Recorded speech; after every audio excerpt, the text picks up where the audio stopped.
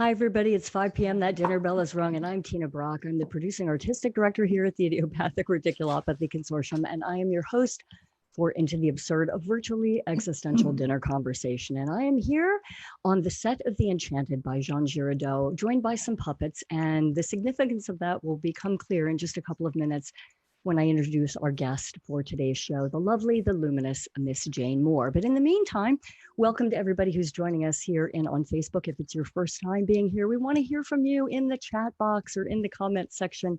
Just give us your shouts, give us your murmurs, and come on in when you do that. And Bob, you are on right now. I think I am seeing you in the room. But anyway, if you're here in Zoom, you can put your comments and your questions in the chat box.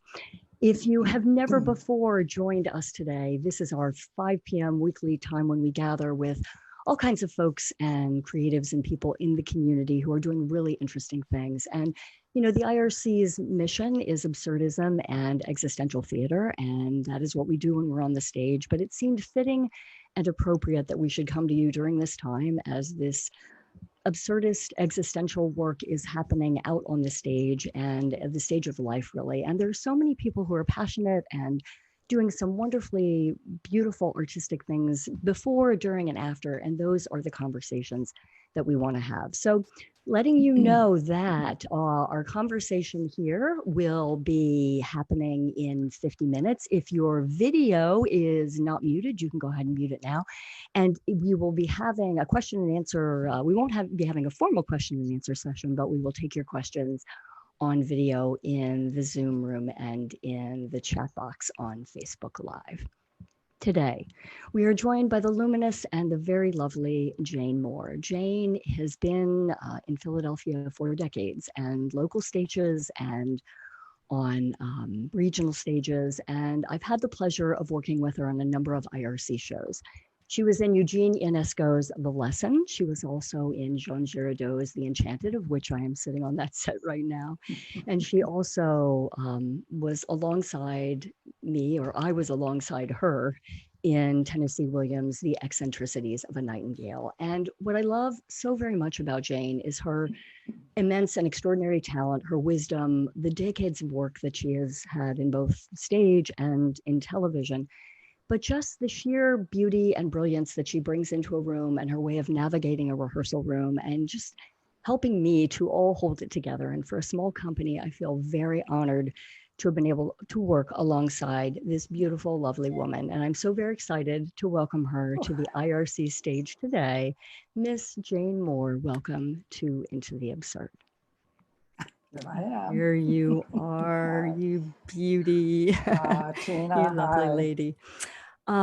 Jane, well, Yes. let us, there's so much to cover here There's in a lot 15 to minutes. cover. There's a lot. And just as we're talking in the virtual green room before we got in here, I am just, the stories are of course what we know from the rehearsal room, but let's go back and talk a little bit about Minnesota, which is where you were raised, and then your trajectory to Stanford and all of the incredible things that happened along the way. Well, I did grow up in Minnesota. It was a long time ago. And my father, who was a doctor, he began his practice right in the midst of the Depression, 29. He loved theater. And he would take us to Minneapolis to see all of the shows that were coming from Broadway on to the stage in Minneapolis. So I got to see so much, you know, I remember the original cast of South Pacific, of The King and I, and oh, there were others I can't name right now, but a whole lot. And, you know, and in high school, I played leads in both my junior and senior years. And then I went off to college. I went to Stanford and took some work in the theater there. And yeah, it's been a kind of a hop skip. I never majored in theater, but I was telling you that I did this play called He Who Gets Slapped. I played Consuelo, the trapeze gal. And in any event, at the time, Alexander Kerensky was at Stanford in the Hoover Institute, and he had been friends with the playwright. And so we used, he was called in for publicity, and I somewhere here have a photo. I couldn't find it right now, but with me sitting in my little tutu next to or on his lap, I think, I don't know, it was with Alexander Kerensky, who led the Bolshevik Revolution in Russia. And I look back and I think, wow, I met Kerensky. And, lots of just kind of interesting hop skips with events that stick in my mind as special, very special. Now, how did the Portland part of it come in? You were married and living in Portland, and then you... Well, I went to Union Theological Seminary because when I was at Stanford, there was a religious professor that I had studied with. And he said, there's this interesting program in religious drama at Union Theological Seminary. I'd love to see you, try it out, or however he suggested I might be interested in it. So I did. I went to New York City from Stanford. God bless my parents. My major had been speech therapy. I wasn't thinking of professionally getting involved in theater, but what was interesting about Union at that time, I graduated from Stanford in 58, so it was 59, 60 that I would have been in New York. And I studied voice with somebody at Juilliard because it was there and available and right near where Union was. But what was so really wonderful is I worked with a man named E. Martin Brown, who directed all of T.S. Eliot's work. And they had taken plays, the mystery plays, during the war to the outskirts of London, to the different places in London. The mystery plays were these plays telling the story of Jesus' birth, life, and death to the craftspeople. Anyway, I'm missing some of the details there, but they had a really wonderful career. His wife was a professional actress in England, in London, Hensie Rayburn, and they were wonderful to work with. Tom Driver was the head of the literature and theater things there, and it was just a great experience. I mean, we did one of Eliot's plays, The Cocktail Hour, and then when we did the play about Bonhoeffer's life, I just cherish all of that. I cherish it. From there, in the 60s. This is New York in the. It would have been in 59, 60. Yes, early, very early. And then Ralph got a call to this church in, in Portland, Oregon. Yeah, that's where we. And Ralph is your husband. Yes, I'm sorry. Ralph is my husband. Right. Was my husband. And so this church, Highland Church, was located right at the edge of the ghetto in Portland. And Ralph, being a lover of theater and a writer himself, and we brought a theater director from who was at Portland University. He was a friend of Tennessee Williams, and he said, "I would love to start a theater with you in the church," which we did. And in the church? In the church. You performed in the church? We performed in the church. I believe the church is not standing any longer.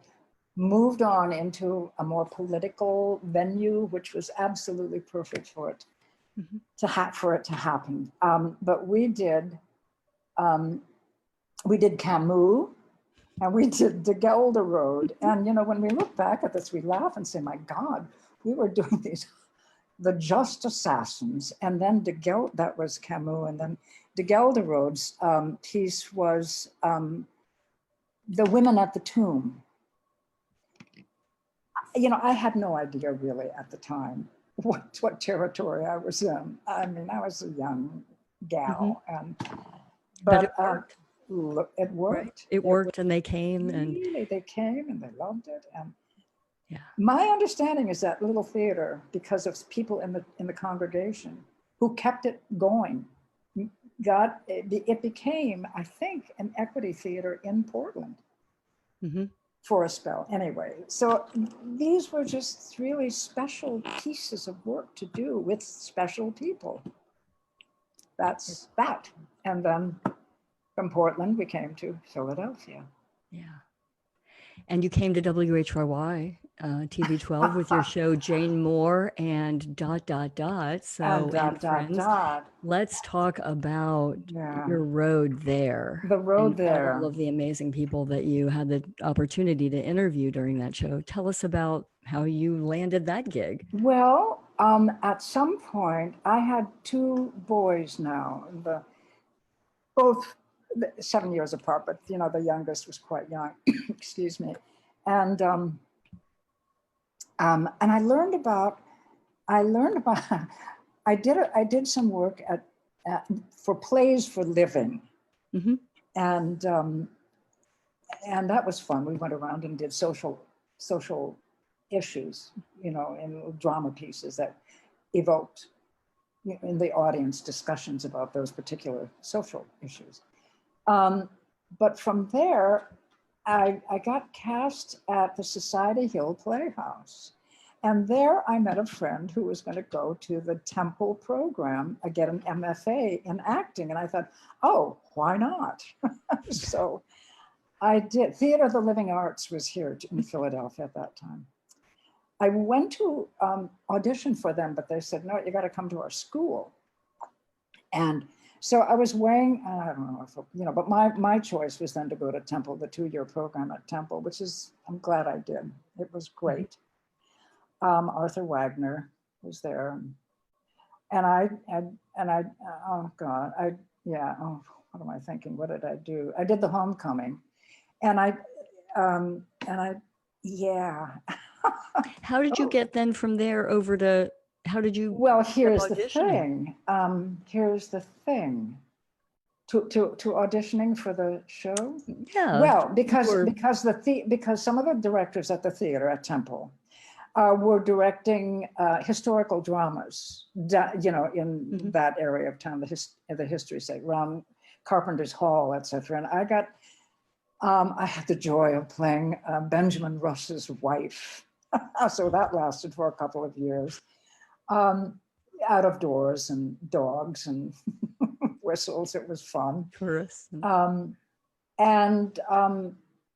From there, the man who was producing those shows said, would you like to do some television? And I thought, oh yeah, I'd like to do TV. And I got this acting degree and all. And he said, it would be an interview show. And I thought, oh, really? Not acting, not a role to play. Well, you'd play the role of the interviewer, but I went ahead and said yes. So I auditioned for it. I got the job. And among my oh gosh, do you want to ask me about my guests? Well, I as we were talking before the show, I knew about Joe Frazier and Buckminster Fuller and Joe Biden, but when you talked about Monty Python and that group, my whole world I was so privileged. Joan Orr was the producer, and she was a gem. She's working in New York now, I believe. But I went through the list of people that I was looking up from Theodore Bickel, Moshe Dayan's wife, Ruth Dayan, James DePriest, the first, the Black conductor. There were just Stassen. I was from Minnesota. I interviewed Harold Stassen and Patti LaBelle. And let's see, who else is here? There were so many. Well, yeah, Don Kirshner, and I loved Lauren Eisley. He was I don't know if you know him, anthropologist at the University of Pennsylvania. Oh, it was the sweetest interview. he talked about lying on his gravesite and looking at the stars and just spending time at night in the graveyard and contemplating life. I don't know, that's Buckminster Fuller took off his glasses. I said, because his glasses were, you know, Coke bottle thick. And I said, what would you see on the set if you didn't have your glasses on? And he described it, and it was quite blank. But his secretary afterwards said, you know, none of us who know him well have ever seen him without his glasses on. And that seemed to be a very special moment for anybody who knew Buckminster Fuller. To see him in a different way. Oh, yes, never was without his glasses. There was, yeah, he was extraordinary. He arrived in Philadelphia with truckloads of writings. He was brilliant. You know, the geodesic dome. And that, yeah. How did you feel like you had to prepare for that show, Jane? I mean, you had producers and folks that were getting you your material, and you could, from that time, what did you discover about interviewing or helping to illuminate people that maybe translated to your work on stage? I don't know that I could make that connection. I think one of the articles that was written about the show, it was the beginning of it. It said she never liked to ask questions, which I think is kind of awful, which tells you how prepared I was to be an interviewer. But I said I always had a lot of curiosity. I was interested in a lot of different things. And I think that's what really carried me.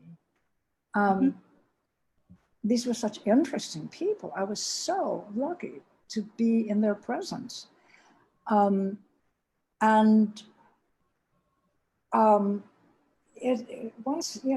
I got over the terror of having said I would do this and got on a set with people, I could listen to them. And I think listening led to the next moment. Also, we did prepare. I mean, they gave me lots of material to read during the week, and they brought in the guests. It was they who were the Joan or the producer of the show who booked the guests. So we did a lot of good preparation, and we discussed what kind of questions we would like to know from these people, and yeah, it was well prepared. And I came to feel really very comfortable. I believe Eric Moore, who is your son, Jane, is just reminding us that your interview with Joe Biden is in the Museum of Broadcasting, right up in New York City. No, not Biden. Not somebody Biden? Else. No, somebody else's name I'm not remembering, but he was in broadcasting at the Annenberg School, and that tape was saved and went to New York. There. Yeah. Do you remember? Do you have memory of what must have been a very young Joe Biden at the time? Oh yeah, he was the youngest senator ever, and I still have the photograph of him, but I believe it was after the car accident in which his wife and daughter were killed. I believe it was his daughter, wasn't it? No, he lost a child in that car accident. I don't remember details of that interview. But does he strike you as essentially the Joe Biden that you interviewed back then? When you hear him speak now, I mean, yes. Along the way, it has seemed as though that person was going to move forward. Yes. But you were going to say. So. I cut you off. No. My mind jumped to another from Joe Biden too. I'm just looking at the puppets behind us on the stage and remembering how beautifully you navigated the antics of the puppets during the Enchanted, and you played in that show, and have in a number of IRC shows, this sort of the sage, or the luminous, the person who really brings the wisdom to the stage. And when I think about an actress that's ideal to do that, of course, you always pop into my mind, because there's sort of this other quality that you bring on stage with that. Do you, is there a certain kind of role that you gravitate towards? Is there one that has a spiritual dimension that you feel it speaks to you particularly strongly? Oh, oh gosh, I have very favorite roles as I go back. And what are they? Well, I think about doing Catherine of Aragon in Henry VIII. Henry VIII is not done all that often. And it was done at the Jersey Festival. And I remember feeling so connected to this woman. She was devoted to her husband. And I go, she's just dismissed, divorced by him. It was a very powerful production, and she really inhabited me in ways that I was kind of stunned by. Mm-hmm. I remember no, go ahead. Go ahead. No, go ahead. No, I was going to say, I remember you talking about this in the dressing room at during Eccentricities of a Nightingale, and you were talking about that experience of her just sort of being inside of you in a way that seemed pretty transcendent for you. I think that every now and then, most of the actors I know have been blessed with at least one performance or a moment in their life when they know they're not doing, really, truly not doing it through the whole show, that they're being channeled in a way. Mm-hmm. And that's what happened with Catherine of Aragon for me. It was very special. So it just came sort of on you. I mean, it sort of just happened. Was it for the entire run of the show? Was it no. It was one particular performance in which, you have your preparation, you do what you do. Every actor has their own way of prepping, and it was an outdoor theater, and I'm standing out there and just by myself, and I'm talking to Catherine, and I just sang, you want to fulfill the role for this character. And she really it was effortless that night. I guess that's what I could say. Everything felt very connected and effortless. Now, I don't know what the audience thought. I've seen actors, think they really were great. And you go, really? So that might have been me, but it was, no, that was, and I did A Lesson from Aloes. And of course, Athol Fugard is so deep and rich himself, and that was very special. And I did a Strindberg in Virginia Museum Theater, The Father. And again, a particular woman that just, I don't know. I was very lucky to play some really, really wonderful women. Mm-hmm. And yet, Jane, what I remember as well, not having seen any of those performances, is seeing you in the Pig Iron show. Lucia Borgia, was it? Yes. And James Joyce is dead. So is Paris. Yeah. And just, I also remember the theater Exile show that you were in of Max Frisch's The Firebugs. Was that? No. That I did not do. I did. I'll remember it before we get done here, but it was one that we then turned around and did later. And I remember thinking, and I'll go back to it. It's all starting to, it's all starting to blend together. Yeah, it does, but I do remember. I remember, and what was marked for it is the ability for you to sort of, the many different facets of your personality, which I think come out and really transform you in a way that is unique and wholly engaging. How do you, when you think about a role and you're preparing for it, is it something that just is instinctual to you? Did you have a way of coming to it? Is it sort of a more emotional shoe-in, or how does that work? I was lucky enough to do a show, The Trojan Women, at Burlington County Community College Theater. And Julie Prozanowski was running the theater. And she had directed me and a couple of other shows there. And she wanted to cast me as Hecuba in The Trojan Women. She had already decided on her cast. And she was having this man, Alan Shore, from the Actors Institute in New York City, direct it. He said, I'll take your cast, but I want to meet with every one of them before we do the show. So we did, and we all passed muster. And getting to know Alan, I went ahead and I studied with him in New York at the Actors Institute. And he was just bare bones at the beginning. I mean, it was like, you had to connect with the person you were talking to, connect. And he wouldn't let you go a line further until he saw there was a connection made.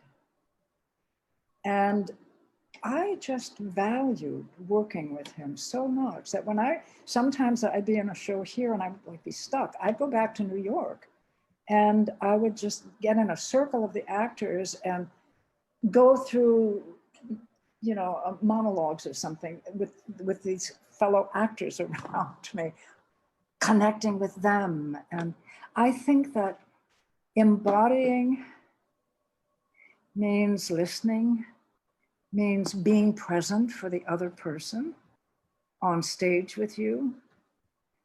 And it's hard for me to put into words, it really is. You know, tell me about wonderful roles I've been given, and one was Gnadiges Fraulein. Oh my goodness. Tina. Jane. Thank you very much. The tutu. The fish. The fish. Lee Puckless in that bird costume. The whole mishigash of the whole thing was just more the lipstick around your face, the wig, the blood on the dress, the songs. I mean, in that tiny little space up in on the second stage over the Adrian, my heart every night what did it do, Tina? I just couldn't. Was it pounding? Will we get through it? Was it? I don't know. That was such a special experience. Certainly, it was early on in the IRC's, you know, trajectory, and it is certainly not the eccentricities of a Nightingale. But I have to tell you, I know there was no one else that could play that role. Well, I'm sure there were, but they're always sure. But I mean, what we asked. What the role demanded, and you were the center of that play. I mean, both literally in the script and also just on the stage. Yeah, I'm glad you reminded me of that one. That was super special. We had a lot of great discussions during our time working on Eccentricities of Nightingale about the choir. I, you know, have several, you know, members of the family too who are in the ministry, and just what that feels like to grow up in working with Tomas as your husband, and just what that feels like to grow up in that kind of an environment. And I think those experiences made the rehearsal process really rich for all of us.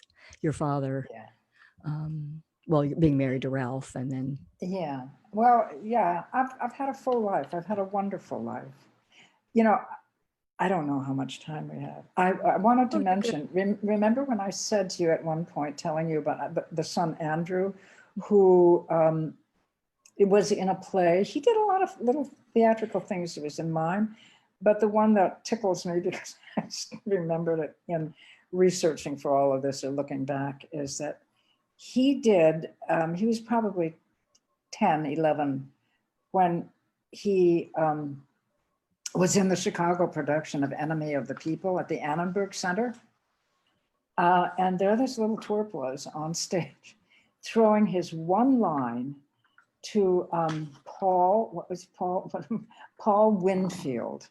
Do you remember Paul Winfield, the actor, black actor?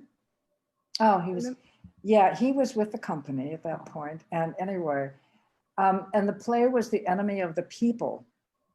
And then he had to do a project afterwards. And And he chose to write a kind of parody of Enemy of the People, which he called Enemy of the Peep Hole, which the main issue of his idea was that the rich people could afford tickets to go to the baseball games, but the poor people in town, they had to watch the ball game through a peephole in the fence, and they got slivers in their faces. And that was the big, social issue for his play, how to help the poor who had to suffer through splinters watching through the I don't know, do you think that artistic, was it because he was always around you when he was growing up? Well, and did he have he did. He would see things that I did. Eric too.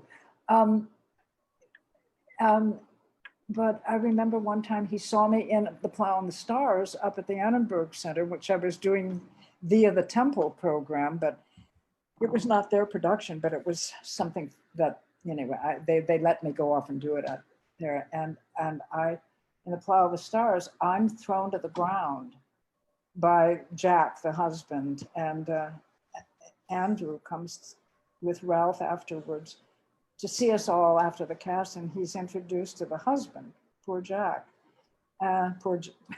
He bursts into tears. Oh, Mommy, you threw my mother to the ground.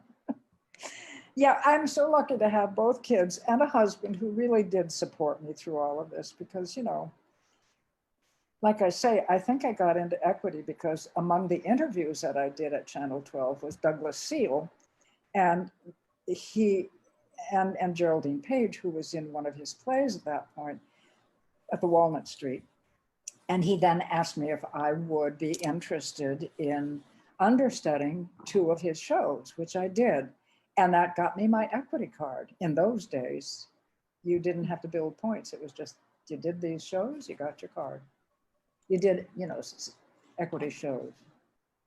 Anyway. Jane, do you think it's, as your career has gone on, do you feel that it has become harder to be in the theater as a profession? As an older woman? Well, or just in that, general? and also in general, is it, I think sometimes early in life, as you say, you're doing the shows, you're putting on these shows in a church in Portland, and people are coming, and you're not really thinking about it. And there's a certain facility to that, or an ease to that, because you're not really thinking. You're not hustling for work. You're not hustling, right? Yeah. And I just wonder, yes, let's talk about when you got to be over, say, the age of 40. Did you feel like you hit a wall? Not then, no, because I really didn't start until I was in my 30s when I went to Temple, and and then 37 when I was doing the show. So I came into the theater late. I actually, because of my dear friend Charlie Andalowski, with whom I had worked at Plays and Players at the time, he after Temple, he left to work with the Alabama Shakespeare Festival, and he said, "Jane, you should audition for this." And he agreed with me. I mean, he set up an audition for me with the director at the time, and I got cast. So I spent 3 seasons with the Alabama Shakespeare. And here again, I would ask, and it was Andrew, because Eric was older and off doing, I think he was off in college actually at that point. But I know that. And Andrew, I would say, would it be okay if I went away for the summer? And one summer he said, okay. And I went to Alabama for the summer, and he came down, and that's when he played Macduff's son. And he took fencing lessons, and it was very exciting for him.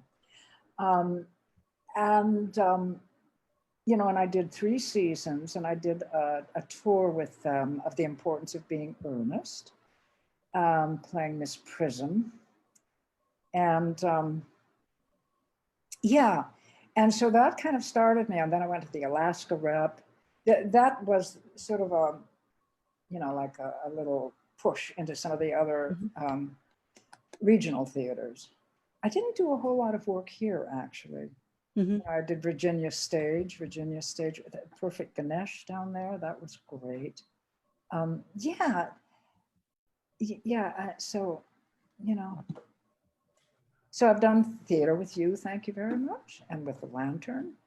Well, I just feel, yeah, we're so, for the kind of work that so often we're putting there is the guide or the spiritual center of the play. And I feel like both in the room and on the stage, remember when you were doing the Enchanted with the puppets and you had the turban and Erica designed your costume and I love that. And it was really important. I remember working through the proper fit and flow and the texture. You talked with Erica in her construction of it to just make sure, because you were guiding and it needed to, there was I just kind of a shaman, right? That. You were, yes, you were the one that came on to sort of guide us through the play. And I guess I'm wondering if there's something that is there a particular lesson you feel that you've learned from being in the theater that is a life lesson or definitely being in the theater? Go ahead. No, I was just going to say, is there something specific or particular you feel like if you had not been in the theater, your life would have been either different or so different. What would you have done, do you think? Well, I think that was the beginning of, because, you do, I remember the classes at Temple and the ways in which we were, asked to go into yourself in ways that I hadn't really done. It's not like therapy, but in exploring another character, you're deeply exploring yourself and what you have in there to bring up and out. And, I could say I learned techniques, but it's not about technique, but it was about coming to, what do I want to say? Coming to the plate and playing the ball game, playing the game, and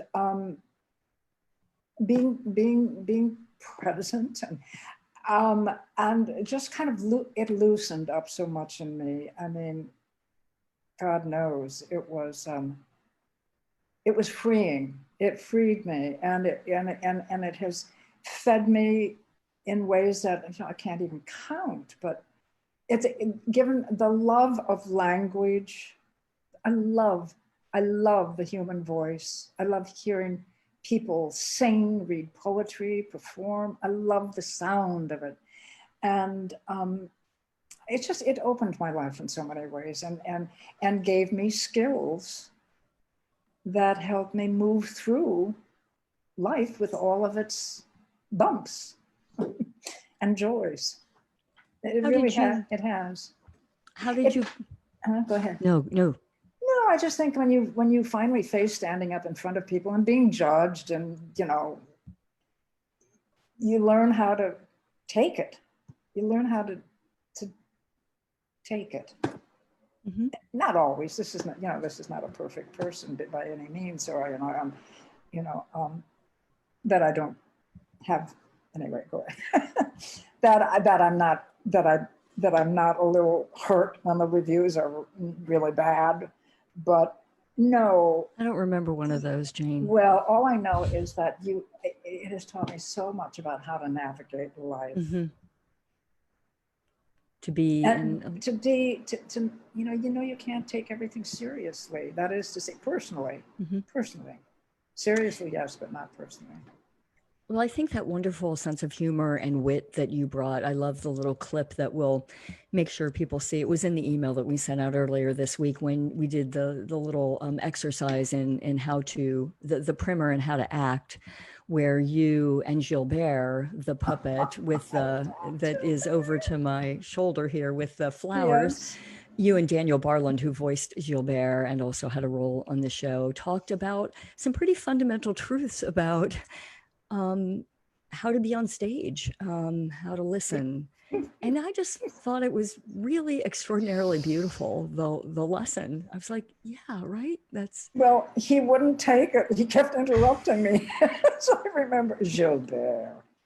I loved her. Yeah. Well, I think your spontaneity and ability that's one of the things that's just so beautiful is to come to the stage in a small company like ours who doesn't have a lot of feet on the ground and be really willing to play with a bunch of puppets in Studio 5 over the Walnut and coming from a career of having worked in doing Shakespeare all around the country. And I think that's very special for all of oftentimes in that show in particular, we had a lot of people on stage. And I think it's really important for the younger performers to be around and to hear the stories and to understand what your journey was like. Yeah. It's a pleasure for me too. I mean, it's important for me. It keeps you. Your mind. It keeps you in your place. Well, the show that I want to do with you more than anything, and it will happen, is Annie Baker's John, which is the play the play on the table that will happen when we all come back to the table. Let's hope. Yeah, it's that's why I think, this is an important thing to do in this community when we're all looking to, we'd wanted to have this conversation for a long time, to do it either after the show or at another time in person live, and have people come in from the community that we see on stage, but we might not have ever gotten to, to hear about the great work that they've done in the community.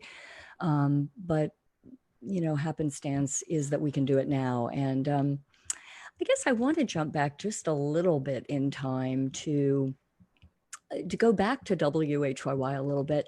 When you were doing the interview show, did you ever think that you would move on, that television might be the place you would want, or film, or did you feel more solid being on a stage? No, I prefer the stage for sure. But I did remember going to, somebody said, you should go, they're auditioning anchor people over, and it was one of the muckety-muck the big stations, three. So the big three. And I was so out of my element. I mean, just totally out of my element. After coming through what I had come through, the training I had had, and then all these amazing guests on the station. And, it was just, you were doing a lot of prompter, a lot of reading, No, they were auditioning me, and I don't even remember what the audition was like. I remember we were having tornadoes in the area at the time, and it wasn't going to be my place to be. I know that. I've done a few little bits in films, but and that was never my, I never longed to be in movies, but I was happy to do the bits that I did do. And then There's a question here. I'm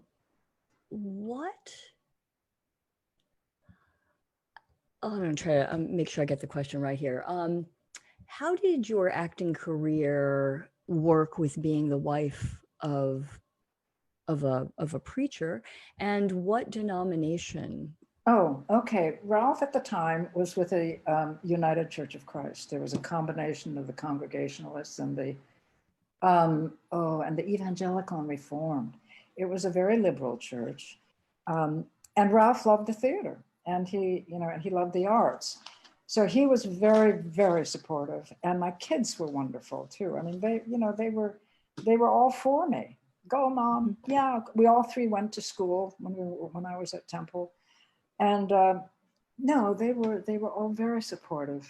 It couldn't have been better for me. They were great. What do you think? And go ahead. And no, Ralph, no, as no, I say, no. And my husband was very supportive. And look, he took care of the kids when I was doing this and that and the other. Especially when I went away that summer, he was the sole parent. Did you continue? Did you try to audition? Like, were you continually auditioning with the hopes that you would have a year's worth of work, or was the idea I'll be gone in the summer and then I'll come home? And oh no, I went ahead and auditioned. I did audition, you know, I worked at McCarter for one of their shows, and again, it would like leapfrog off of somebody I knew because I was working with them either in Alabama, or I went to the Alaska Rep one Christmas and did the Christmas Carol. But again, they were mostly leapfrogging off of people I knew. I had an agent in New York for a while who had seen me actually in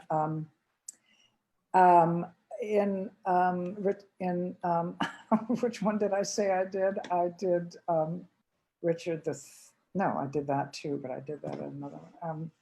When I played Aragon, Catherine of Aragon, and Henry VIII. And this young guy from an agency in New York came, and he brought me in for a lot of auditions. And then he moved out to California. And I had some auditions in New York. I didn't have a lot. He, as I say, he went out to California. I never, ever wanted to go to California. Mm-hmm. I know when I graduated from Stanford, it was suggested that I should go to the Playhouse. What is it? The famous Pasadena Playhouse. I didn't feel that I had enough of a grip on life or maturity or whatever to do it. I was much more comfortable going off to Union Seminary, and which sounds crazy, but it wasn't for me. Yeah, I had a lot of support. It sounds like you had a really very great situation in which you were allowed to flourish and really follow that that thing that you discovered, which is a real gift. Yeah, I must say, the night before my first show with WHYY, I was so terrified, or it was during the time leading up to it, I think. I said, I can't, I don't think I can do this, I don't do that. And I remember Ralph saying, you can always tell them no. I said, I can't say no. Not Miss Jane Moore. Well, no, don't you know, would you step out? Would you back out of something when you had made your commitment? No, you wouldn't. No, of course not. But isn't that nervous? Well, let's talk about that. Do you get nerves on stage? Do you? Well, they say if you don't, you're in trouble. I think that, yes. That's a good thing, right? It's a good energizer. It's a good thing to have some nerves, yeah. I do get nervous on before a show, yeah. And sometimes during a show, I mean, yeah. For me, it's always kind of, the lines, you know. But you learn how to improvise. No, I think one of the, my great fortunes was to be opposite you in Eccentricities of Nightingale and to watch the waves of emotion that would come over your face as you were listening to the conversations that were happening, because, Mrs. Weinmiller is in her own. And I wonder, what did you think about Jane when you were working in that role where there's certain, to just give a little bit of background to people, there's certain scenes where Mrs. Weinmiller is in the room, but we're basically, the Reverend and the daughter are talking sort of over her, beside her. And I was always just amazed at how much richness was happening internally for you. And I could just always turn there and it was just like a beautiful painting sitting, I wondered, was it just listening? Did you have? I listened to everything that was being said. And then I had my own story, and it would kind of interlock with where she was, where this woman was. And I mean, she was a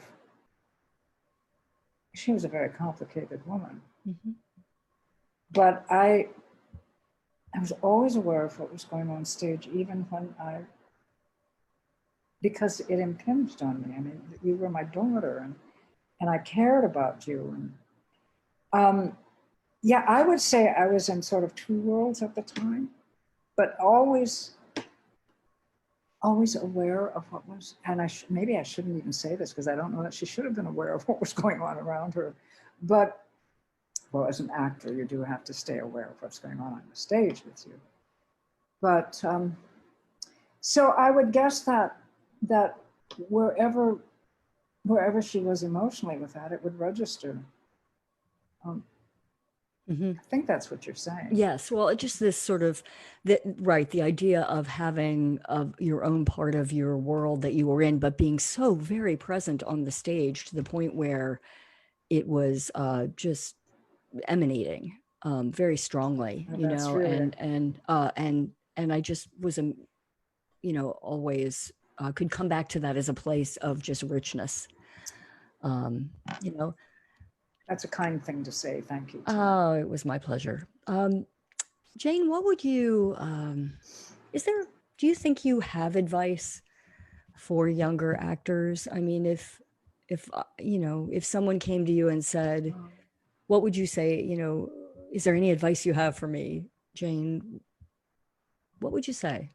Well, first of all, play, play, have fun, go for it, go for whatever is there for you to join in on. And oh my gosh, and especially young people have such wonderful imaginations, and just play, and get whatever help you can from anyone around you that has some knowledge about it. And there are schools, or there are summer programs. Well, there aren't anymore. Everything is just kind of like, what? Where are we now?